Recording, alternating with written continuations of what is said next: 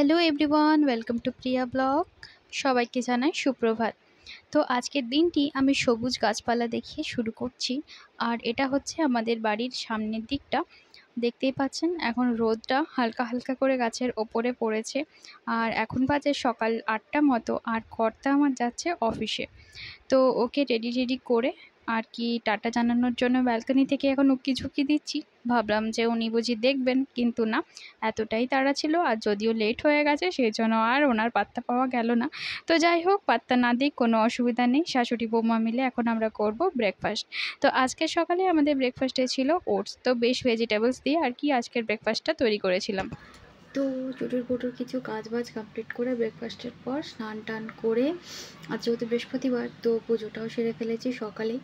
আর এখন ঘড়ির কাঁটায় ঠিক 9:30 মতো বাজে। আর এখন বসবো আমি পড়তে, কেন কি এই কদিন ধরে একটু পড়াতে ডিস্টার্ব হয়ে যাচ্ছে। তো যদিও আমি 10টা থেকে পড়তে বসি, তো আজ একটু অ্যাডভান্স টাইম নিয়ে বসলাম। তো দেখা যাক, পড়ে টড়ে নিই, তারপরে আপনাদের সাথে কথা বলছি। এই বেলার মতো পড়া আমার কমপ্লিট হয়ে গেছে, আর চলে এলাম খেতে। তো মা এদিকে সব কিছু বেটে রেডি করে রেখেছে। তো আজকের তরকারিতে রয়েছে সজনে ডাঁটা, গাজর, বেগুন, আলু দিয়ে একটা তরকারি, আর ছিল সয়াবিন পোস্ত।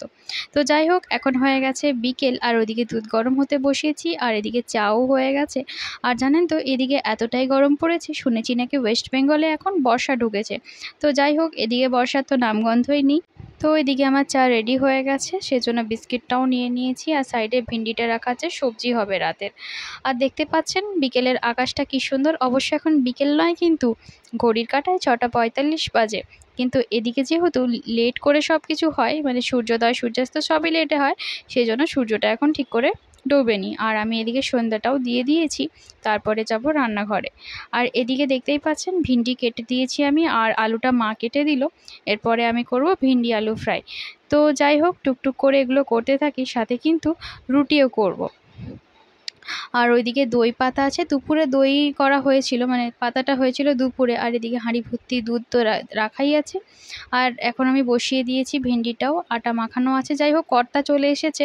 আর ভিডিওটা বেশি কন্টিনিউ করছি না, যদি ভালো লেগে থাকে এখানে লাইক করে দেবেন। আর এই ধরনের আমার ছোটো ছোটো মিনি ব্লগ পেতে চাইলে আমার চ্যানেলটিকে সাবস্ক্রাইব করে দেবেন। সকলেই ভালো থাকবেন। আজকে এখানের মতোই, টাটা।